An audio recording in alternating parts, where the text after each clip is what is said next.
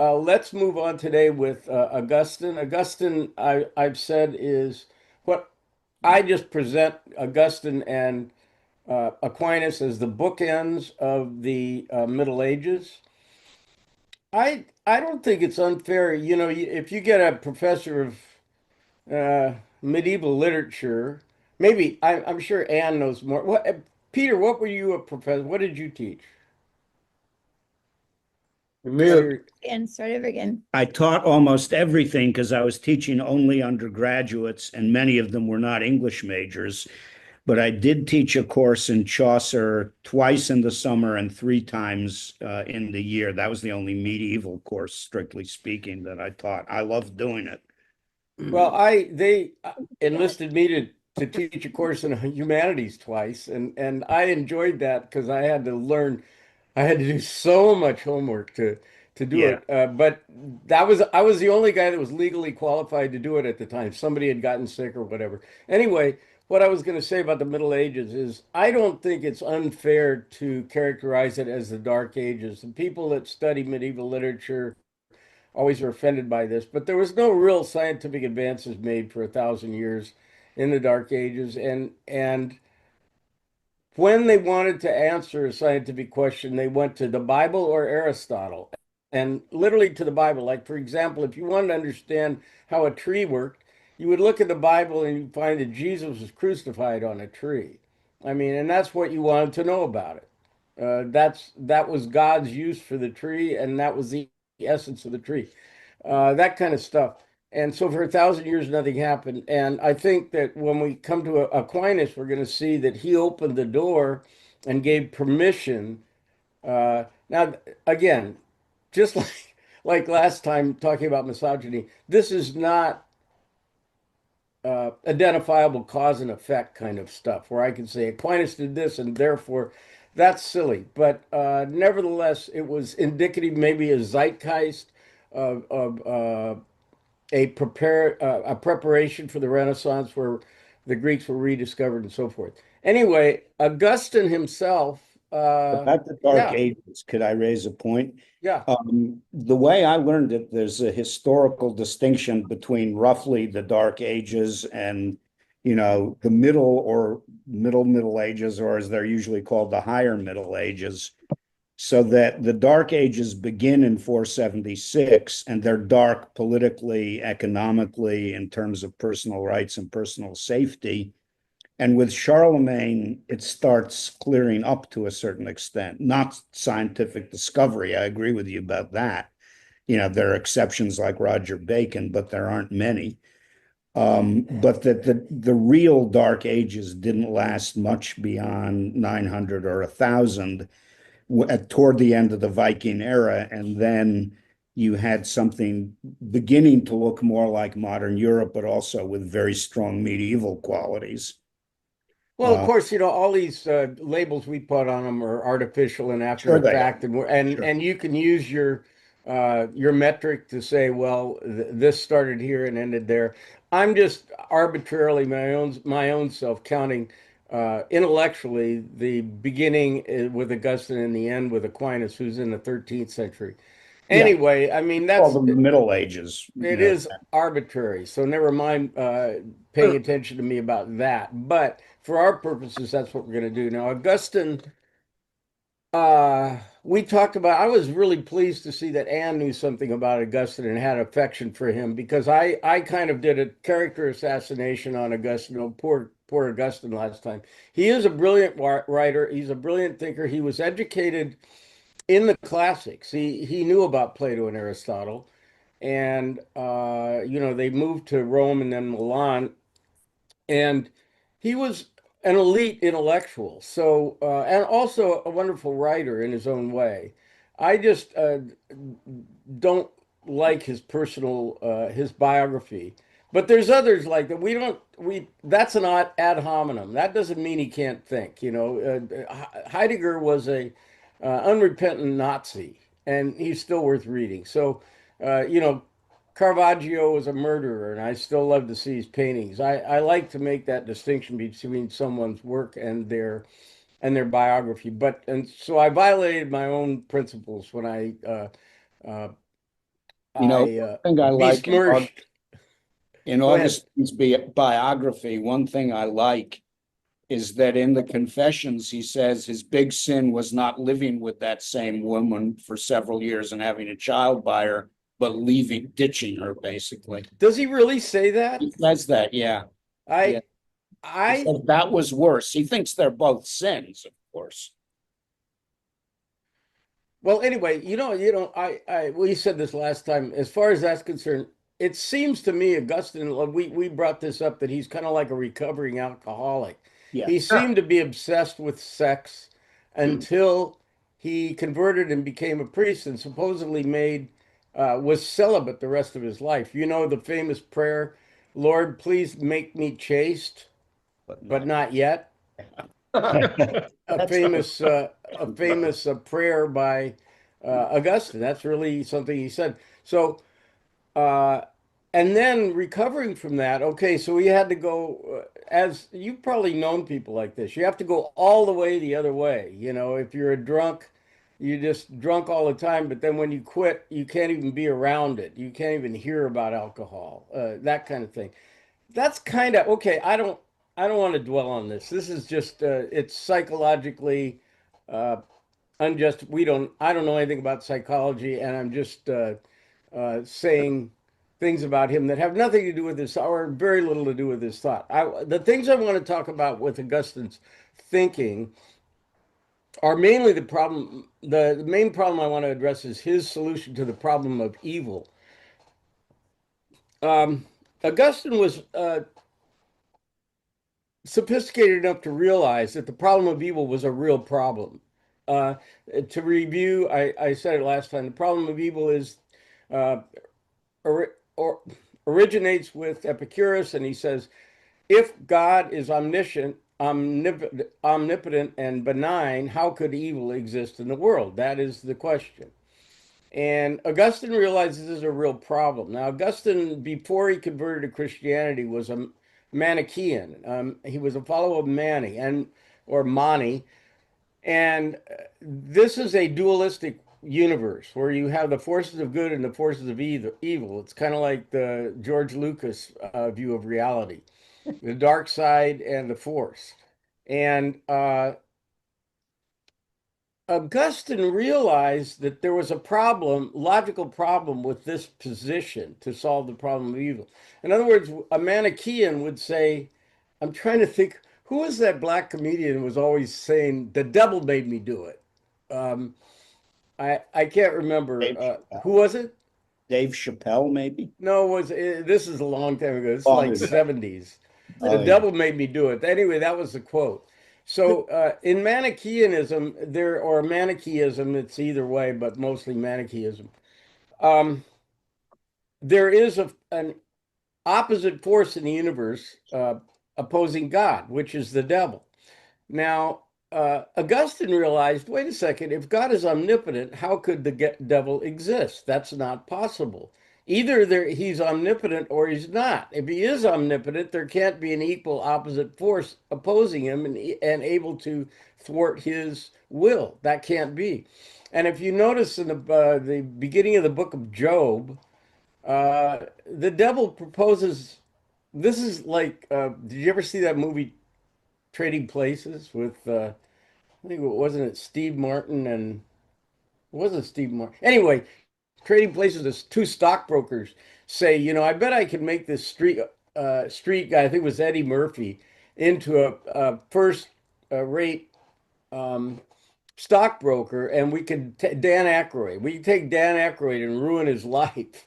And so they did it. Just it was a dollar bet, and it was very much like Job talking to God.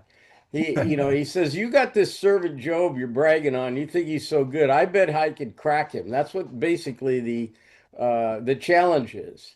And God says, "Okay, go for it." And so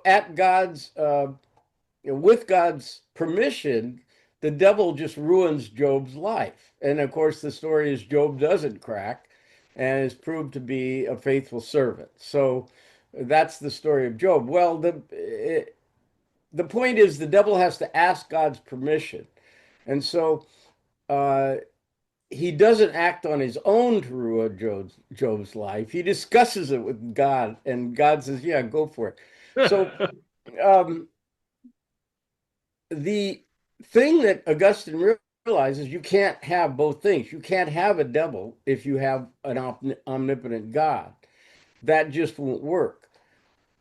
Uh, So this is called Manichaeism, and it's a heresy in the Catholic Church. The idea that the devil really exists. It's astonishing to most people, and I think still astonishing to me, that in Catholicism, the devil isn't a real thing, like a real force opposing God. And it's because of Augustine, who realized this is an illogical impossibility. Either God is the creator of the universe and the power over everything, or he's not. If he is, then there can't be an equal opposing force. So it's still to this day a heresy in the Catholic Church, I do believe, called Manichaeism. Uh, and when Augustine converted to Christianity, he had to account for this. Now, if you're going to be a Christian, you're not going to believe the devil is an equal opposite force. You have to come up with some other explanation. And another explanation that we came up with, and Peter was good enough to correct me on this, Pelagianism. Pelagius taught that the evil in the world is caused by uh, free will. Humans are the ones that act, and right from the get-go, in the Garden of Eden, the humans did not act according to God's will, and so all of the evil in the world is caused by human beings acting poorly. That is a Pelagianism. Well, Pelagianism runs up against the same logical problem that Manichaeism does, because if people are really free, then God doesn't control them. Either he controls them or he doesn't control them. Either he's omnipotent or he isn't omnipotent. And this is from Aristotle. Like I say, Augustine was sophisticated in philosophy.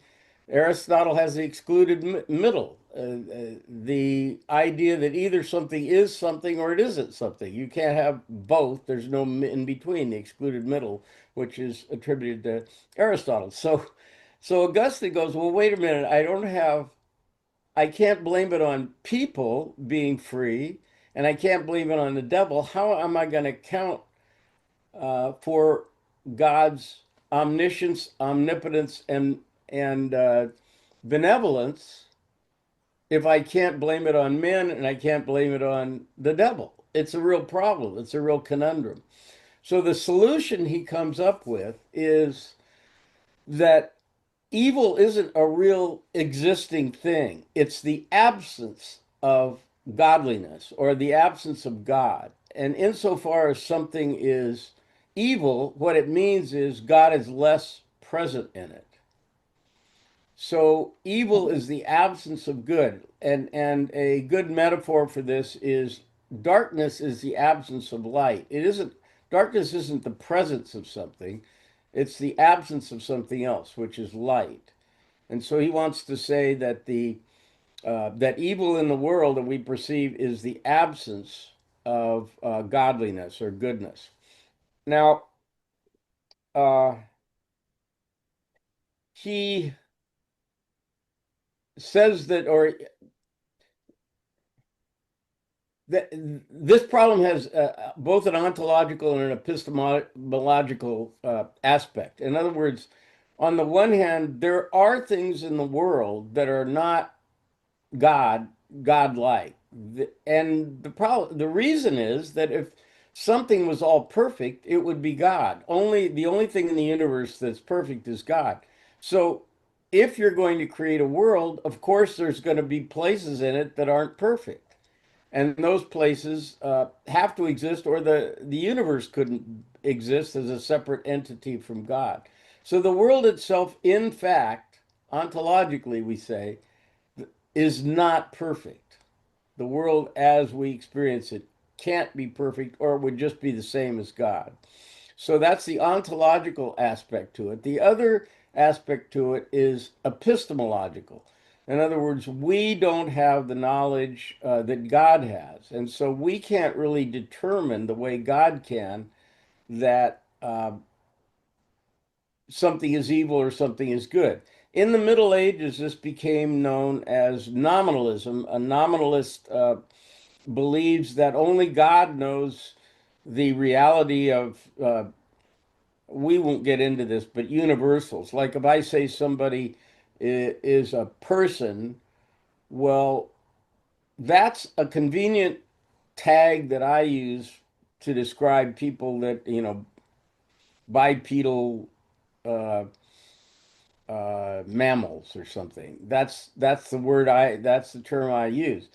God has a different view. These are words we make up, and we can't assume that our words, our categories, are actually reflective of real reality. This is called nominalism. Hobbes has a different non-religious view of it, but the medieval monks argued about this, and anyway, that's what that idea is, nominalism. Well, so Augustine is saying that we not only is the world imperfect, but even if it were perfect, we wouldn't be perfect, and so we wouldn't be able to understand. Our imperfect mind couldn't understand what was evil and what was good in the world. So those are two aspects to the way that Augustine is going to deal with the problem of evil. Say it's not a presence of anything, it's the absence of something. What do you think of this solution?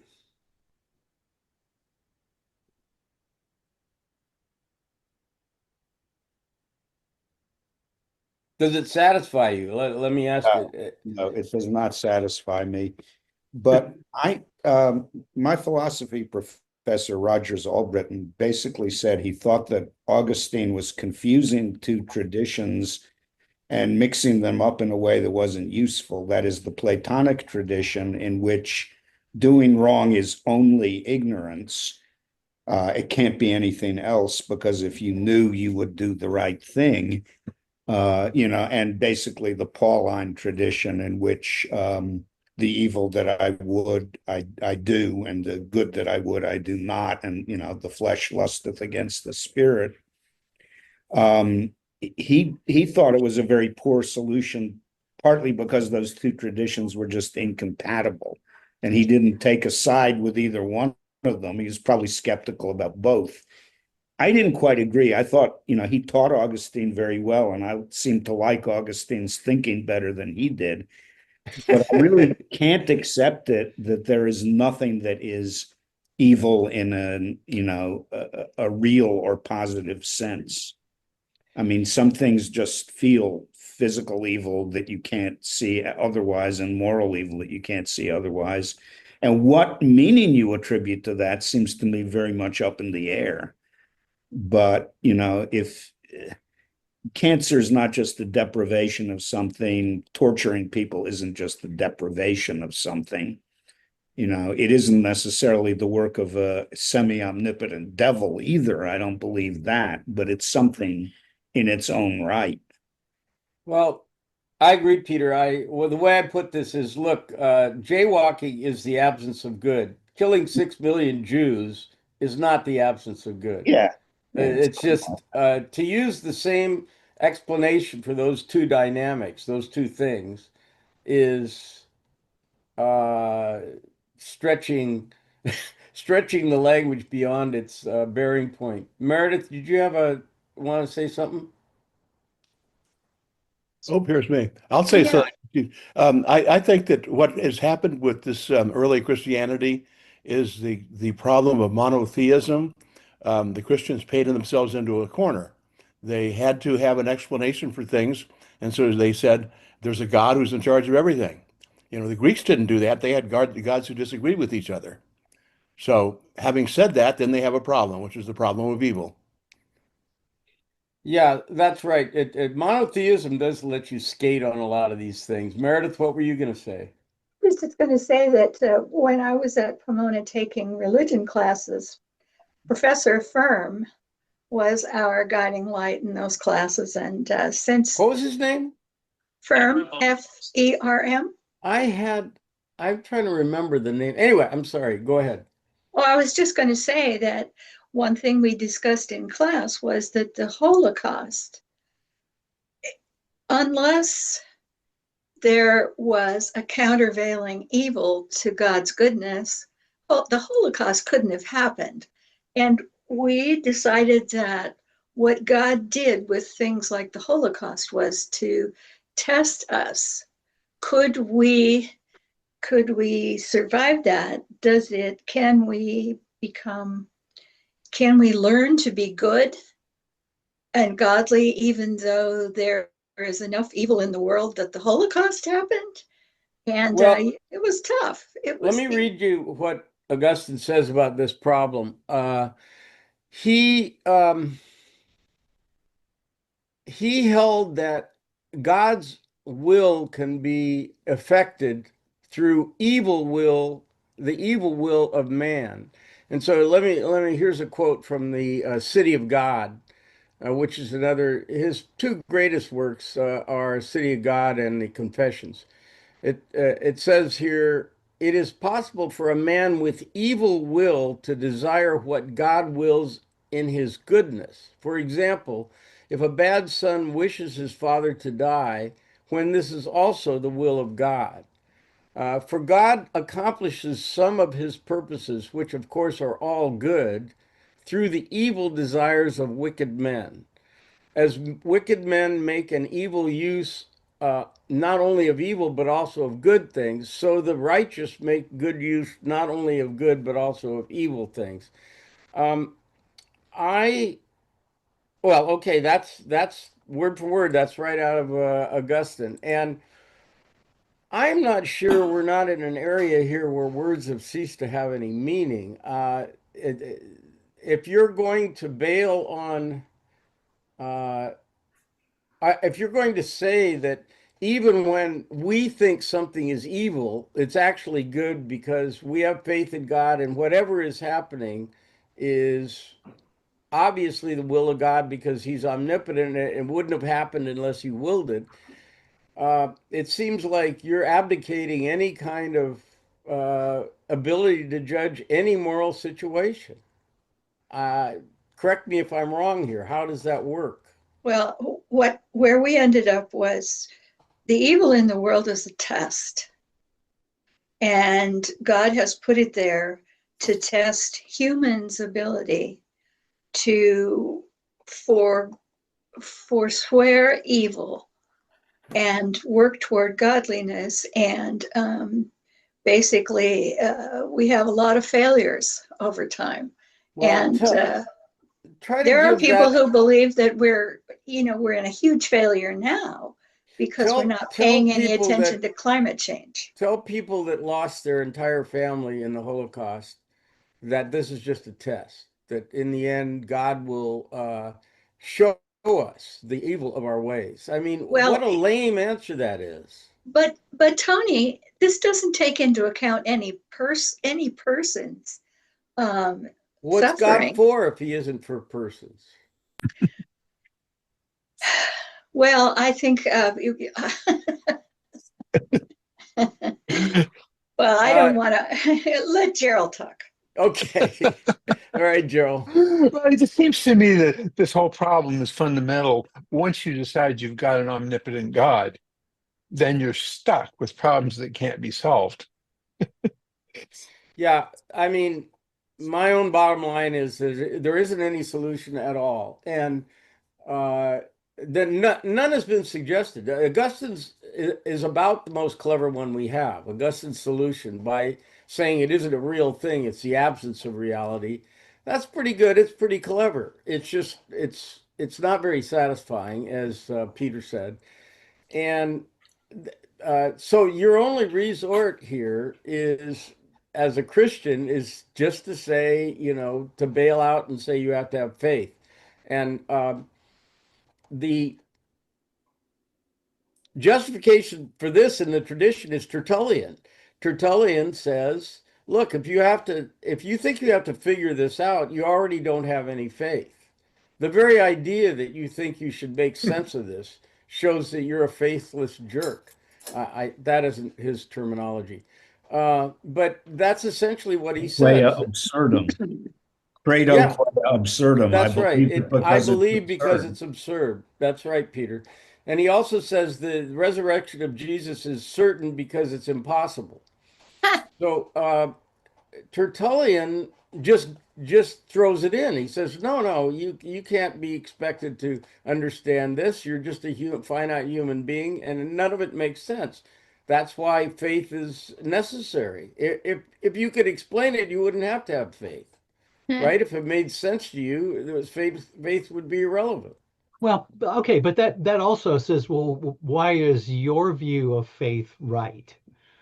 Why can't I have faith in something? In other words, you're sort of saying, well, we picked this is God, but I only know it's God because I have faith in that, but I could have faith in this rock over here. As in other words, there's a certain amount of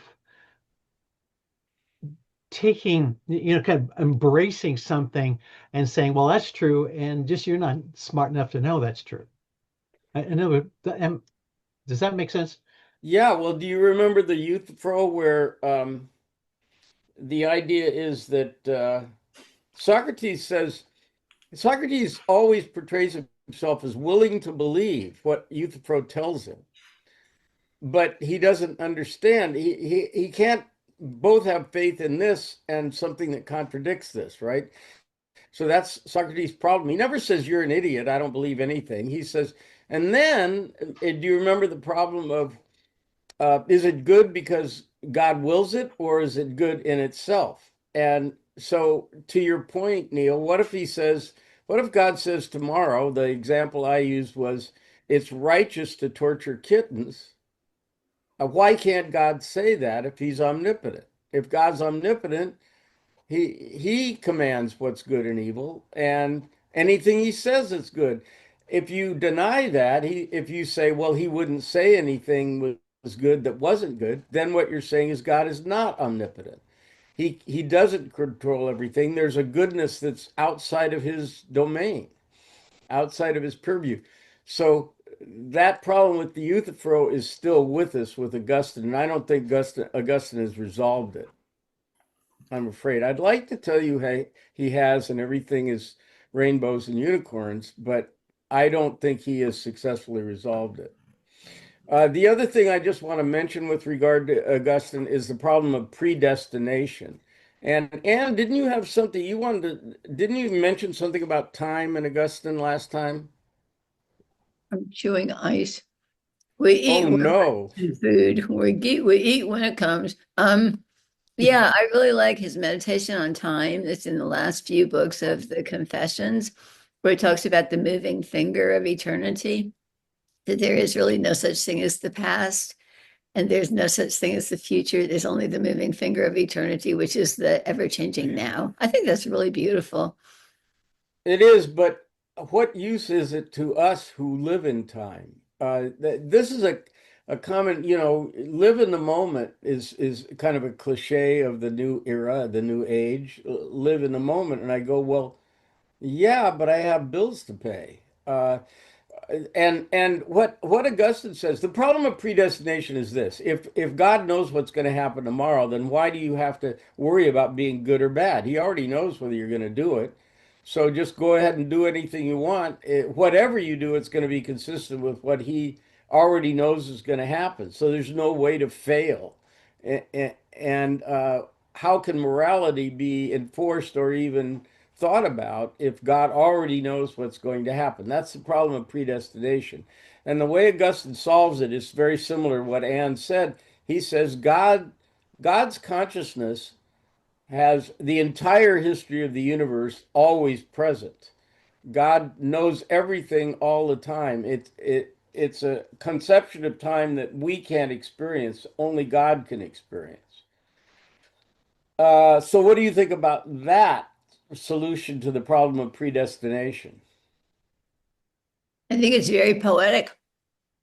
Well, is it work? Poetic, yes. Does it work? Is it usable? Is it useful to you?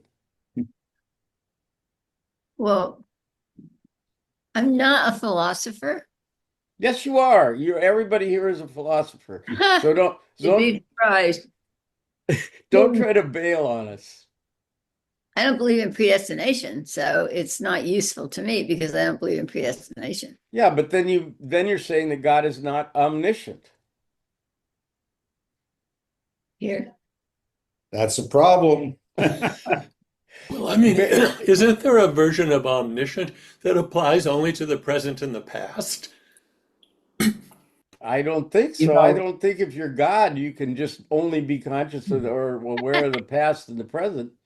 Uh, the I funny don't, thing is, though, that because omni means all. All, people go, oh, all implies things that exist, not things that don't exist yet.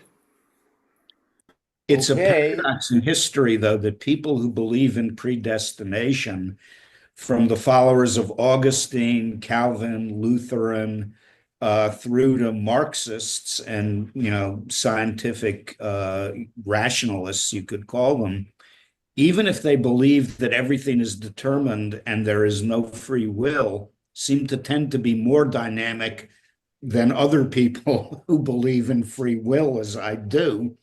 They are in some way, some of them anyway, inspired to do all sorts of things, good and bad, by a deterministic philosophy. I don't quite get the psychology of it, but it just seems to be true. One of the things I want to get to Barry had his hand up, but I took an entire semester of free will and determinism at Pitzer from a guy named Bogan, I think it was. And it was a very good class, but it was 20th century analytic linguistic analysis. And since that class, I never addressed the idea of free will and determinism in any of my philosophy books. Yeah. That's the way I deal with it. It I used doesn't. to think it was a cinch that obviously we have free will, and I still tend to think that, but I've come to have much more respect for the determinists, Well, you know, yeah, you than I used to. if you're a physicist, you have to be a determinist. There's causes that, I mean, we know what they are, unless you believe in the the fact that quantum mechanics also applies to Schrodinger's cat. In other words, it applies to things in the macro world and not Yeah. just things in the quantum world. I'm sorry, I was gonna ask Barry to talk and then I interrupted. Hey, I'm not going to try to answer any of this stuff. I just want to make an observation. And I agree with Jarl's comment that the minute you posit a omnipotent, omniscient entity, you immediately invalidate free will, seems to me, and you're led right down to a position of original sin or deferring all of the responsibility for determining good and evil to this omniscient deity. So it seems to me that you're leading to a situation where the church or the religious entity is really the ultimate controller of behavior.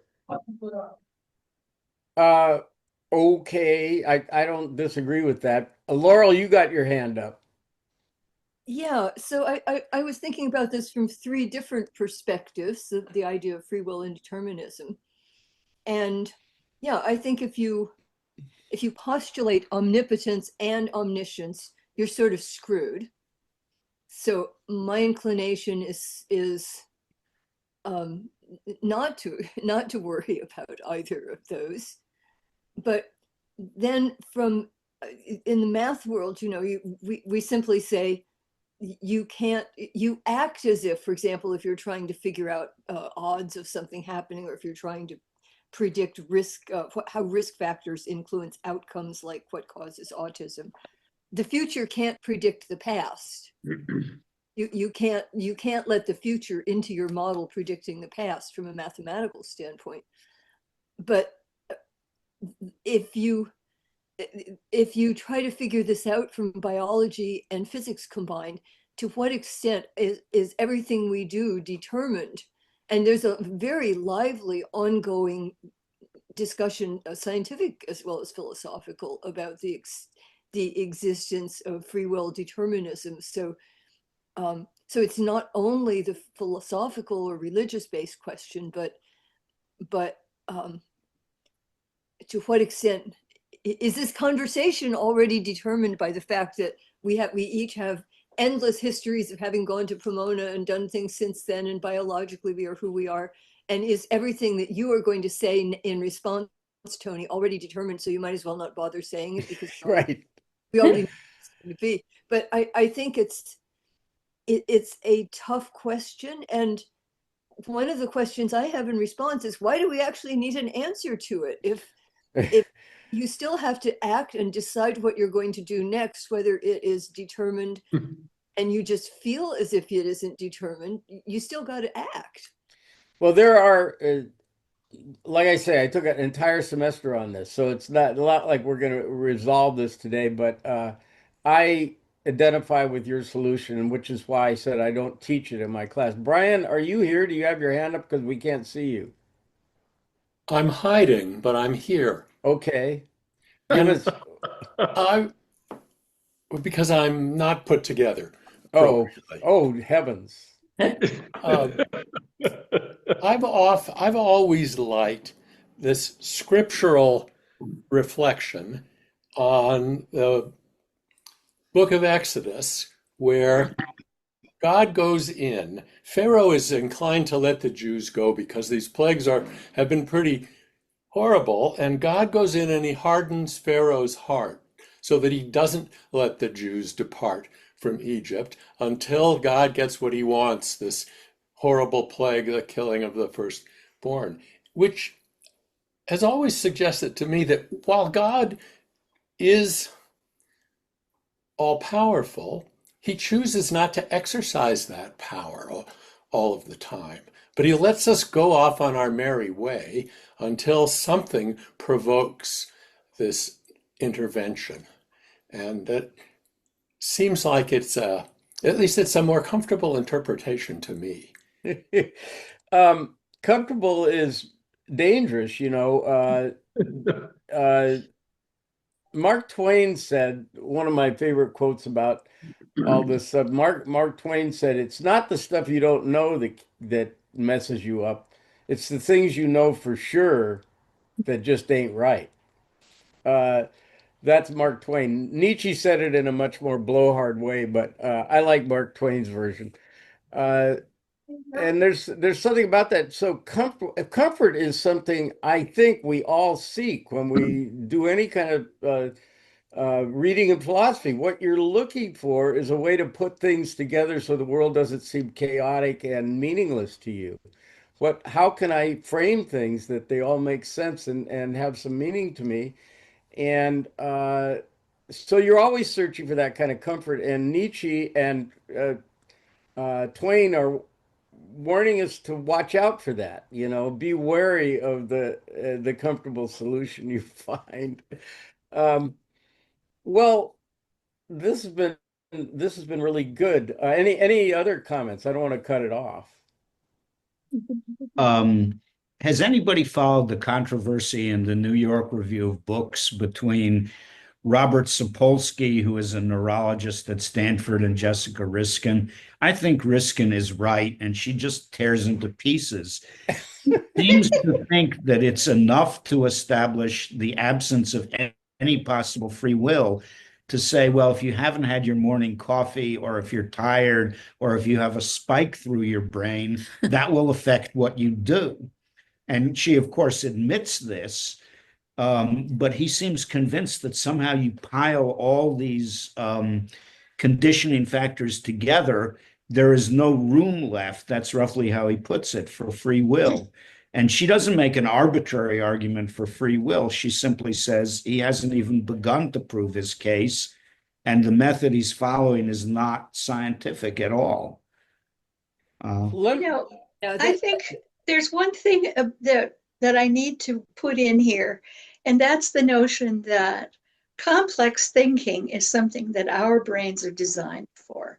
And if we do it, it Speak for requires yourself. us to be able to hold the opposing thoughts. Yeah, That sure. two things that seem inconsistent can exist at the same time. And once you topple to that, then there's nothing. There can't be a God who decided, that there was just one way to be, and all along here are all these thinkers who are saying, well, this is it. Well, because there is complexity in both nature and in our brain. Why me would we need our brains being the way let they me are if we weren't let trying to me figure it all out? let me respond to that in a couple It'd of be so ways, boring. which are relevant. The A physicist, who's a physicist? Somebody here is a physicist. Gerald, are you a physicist? Yes. Okay, he cops to it. Uh, Physicists think the world can be figured out. I mean, that. Why else would you show up for work?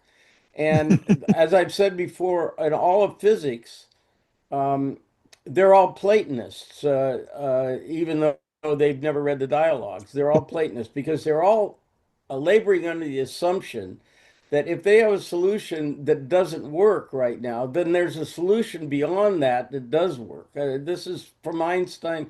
This is Einstein responding to quantum mechanics.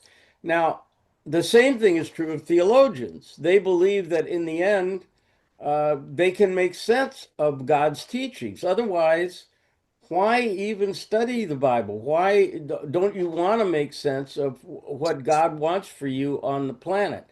So now that's one response, Meredith. The other response is Wittgenstein, who we probably won't get to, but Wittgenstein is going to say, this is very useful, but I'm not sure in the end it's the right solution. But what he says is we have different language games. And so when you're playing the language game of physics, yes, you have to assume that the world is mechanically attached. Let's just take classical physics for now. That causes and effects are solid things that aren't just imaginary that we've made up. But on the other hand, if you're deciding whether to have eggs or pancakes for breakfast, it's really weird to think that it's impossible to think that this has already been determined and somehow in the physical world. So those two, what he's going to say is those are two language games that are addressing very different aspects of reality. So in a way, Meredith, what I'm saying is that's right, except that Wittgenstein doesn't say they're two conflicting things. They're saying language is being put to a different use in both of those situations. The language game of physics is not the same as the language game of deciding what to have for breakfast. And to try to kludge them together, he thinks, is what happens when you do that. His famous phrase is language goes on a holiday. When you try to put those two together, language is doing something beyond what it was designed to do in a way. Gerald, did you want to say something? Well, I guess one thing I would say from the physics point of view is, in physics, you work problems using different models. And for most of the world, I'm going to sit here and do Newtonian physics and da da da, and things work like this, knowing that there's complexity outside that. But the piece that you work with can be a description. And I would say free will is a good description, per Meredith's thing, is what's going on in your brain. You do make these decisions. You are an entity, even though, if you really want to get to it, well, where's the boundary of the person and blah, blah.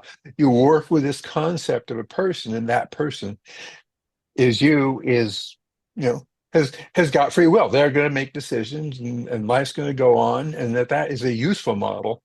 And trying to tie it back to quantum mechanics just doesn't get you anywhere. Daryl, I love that explanation. I think that's a very good description. That's a little bit what I was trying to say, but much better phrased. There's a lovely critique, or many critiques, but a very nice one of Sapolsky's arguments against free will and very deterministic by the fact that apparently a lot of the studies he relied on, he claimed that there's a scientific foundation for determinism and social priming and all sorts of things. Well, apparently a lot of those studies are discredited, can't be replicated. So the working description of what happens is, I think, in line with the statistics philosophy that I think goes back to well, I won't go anyway, that all models are wrong, but some models are useful. Yeah. And the model that says that we have free will, you are going to make a decision, try to make one that's kind and thoughtful and caring for us, for other people in the world around us, is a useful model. Mhm. Uh, I raised this, Barry, just a second. I raised this kind of issue to, I think I must have told you this, the Lawrence Livermore physicist that I was hiking with, and I raised these kind of issues with him, and he would always say, Laurel, to your point, well, we don't care about that. We have models that work and they're efficient and they get done. They help us resolve the problems we have. And beyond that, I'm not going to ask any silly questions. That's basically what he just blew me off with. Barry, you were going to say I, something? I was just going to remark that this free will determinism thing, it harkens to me back to this question about artificial intelligence and Oh, the large language models, because they are essentially epitomized determinism. In other words, there's nothing new and original out there, no matter what you want to know about. I can give you a semblance of that through what already exists. So there's no real free will involved. But that can be true within, and I agree with Gerald, that can be true within a certain sphere of knowledge, but it doesn't encompass everything. And so, as a result, artificial intelligence, no, even though it can give a very good semblance of original thinking, can never really truly be original thinking. And there's always an opportunity, in fact, a necessity to think beyond that. It goes back to responsibility, too. Free will uh, implies personal responsibility for your actions. And the religious thinking, the church doesn't want, they want to absolve you of that responsibility by saying all you have to do is follow the doctrines that I put forth as the church. I'd like to follow up on that. Uh, it seems to me that if you approach the question of free will and determinism from the goal of trying to understand to what extent is everything predictable, then I think it's a really interesting question. But if you approach it from the context of a mythology, um, then it loses all interest to me. I mean, if He say if mythology. we have a mythology about one God and a Garden of Eden and an omniscient deity and stuff, if we have to frame our understandings within that mythology, then I think we're just captivated by a very arbitrary mythology that has no reason to be believed or given any credibility at all.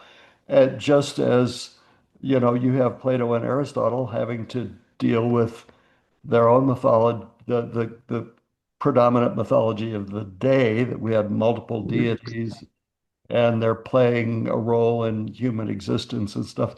If you have to justify and take those what seem to me absurdities into account, you're not really, it's just not interesting to me. It's like, okay, uh, Aquinas is, well, we haven't talked about Aquinas, but Augustine is starting from a mythology of Christianity and deity, and he's trying to argue within that. He can never say anything that's meaningful or sensible if he has to start with that fundamental assumption that there's a God. there you go. Uh, well said, Alan. So I think I may be wrong here, but I think we've reached a state of aporia. Can I say that? In this dialogue that we're having with one another, we don't have a resolution to either of these problems, the problem of evil, or the problem of predestination. And that's the way it should be, as far as I'm concerned. I used to tell my classes, if you do all your work properly, and are diligent about the readings, at the end of the semester, you'll know way less than you do right now. Uh, and that's how it's going to work. I'm sorry. So I know that the thing to take away from this for me is I don't think there is any viable solution to either of those problems. There's ways around them, and if you really want to, even the Catholic Church, by the way, nowadays, we're going to get to this later, but it has a. Anne, are you familiar with the term magisterium? Mhm. Okay, well, the Catholic Church has taken the position, and this is all fallout from the Galileo decision, that it has its magisterium, which is area of authority. That's what it means. Area of authority does not include science. It includes only value, and this also comes from Hume. I think it's a mature position, so they're not going to try to get into an argument about what's true in quantum mechanics. I think that's right now the official position of the Catholic Church, but they will say that you shouldn't kill somebody or something like that. You know, they'll take moral positions, and we'll revisit this again when we get to Hume. But in other words, they've well, okay. I'll table that until we get to Aquinas because Aquinas does try to make sense of everything. That's his whole program. And so we'll get to him next time. Any other stuff? Oh, I wanted to one question. Did How many of you actually have looked at any of the videos? And if among those, do you have a preference for the gallery or the speaker view? I have a preference for the gallery. Who was that? This was the Invisible Brian. Oh, the invisible the invisible Brian. The I like the invisible speaker Brian's view. I like to see the prof. You like this? Okay, so I'll just keep them both up there. There was a vote for either one. Catherine,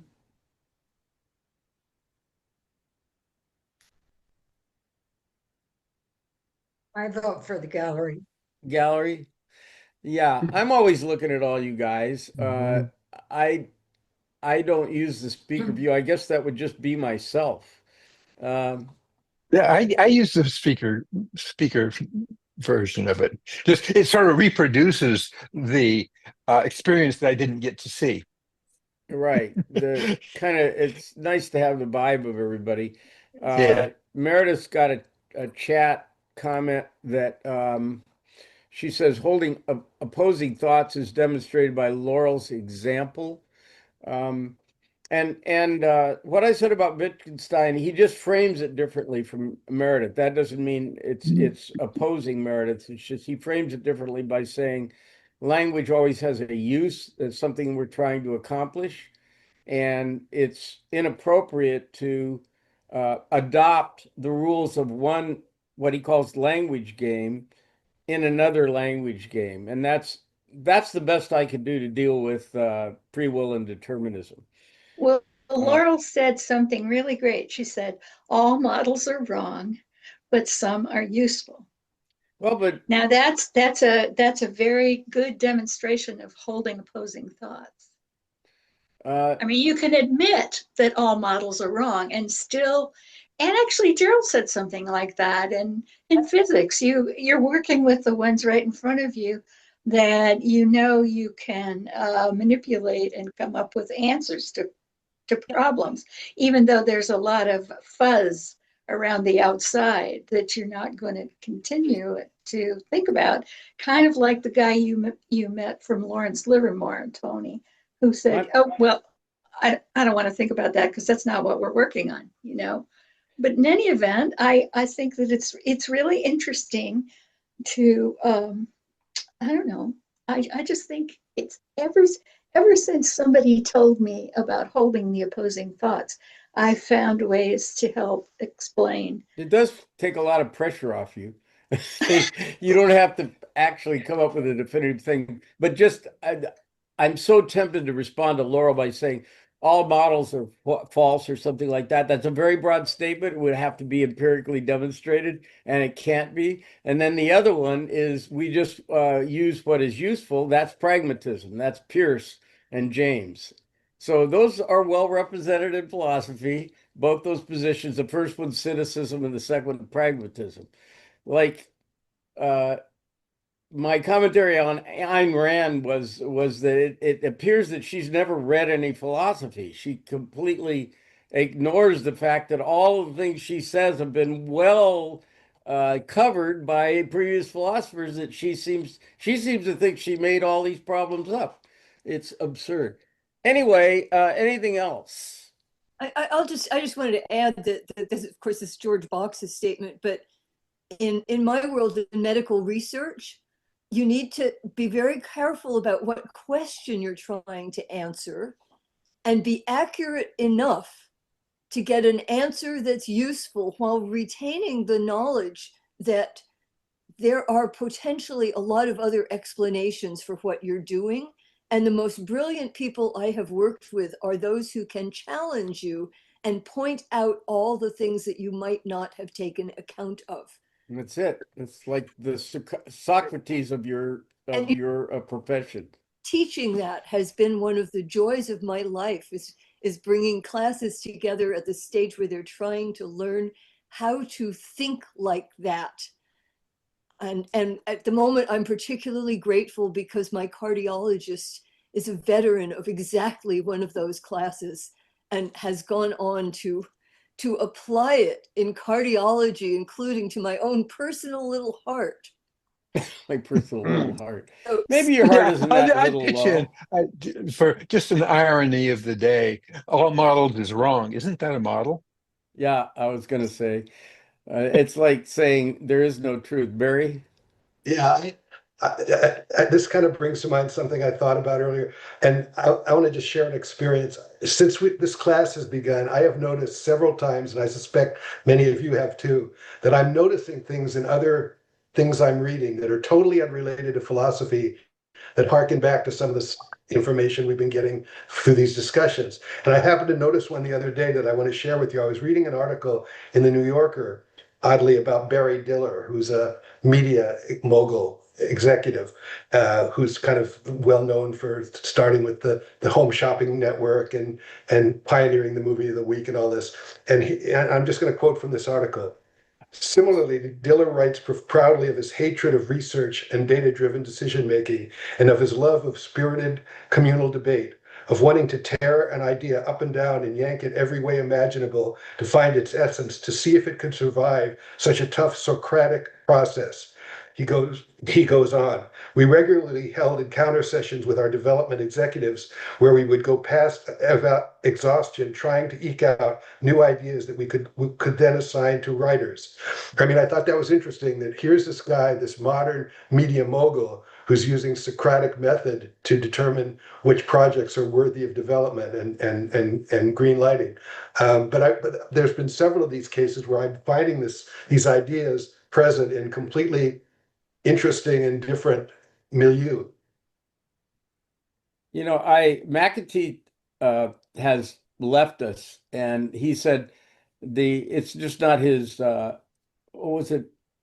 It's not his thing. It was he used a different word, but uh, and I was thinking McAtee. That I always say this to my students too. Philosophy is not something you're just not interested in. You do it every day, whether you study these guys or not. You're still going to be doing it. It's part of your life. So it's not surprising to me, Barry, that you find echoes of what we're talking about. As we go through the semester, every problem that we address is going to be something that is inescapable as being a human being. You can't just walk away from it. Well, you can ignore it, and drinking is a good avenue for that. But but otherwise, you're going to run into it. All right, guys. It's always a highlight of my week to meet with you guys. And next time we're going to uh, go right into Aquinas. And we are moving really quickly through, well, it may not seem like that to you, but we can't spend a lot of time. Augustine, all these guys are worth, years of study, really, and we can't do that. But I hope we cover the high points, and that's what we'll do next time with Aquinas. We're particularly going to address two things.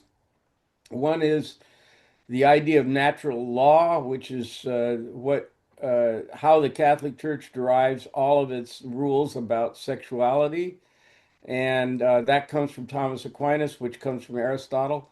And then the second thing we're going to address is his famous 5 ways for proving the existence of God to people who he it's called natural religion because he's not going to use anything in the Bible. He's not going to use any miracles or revelations or anything like that.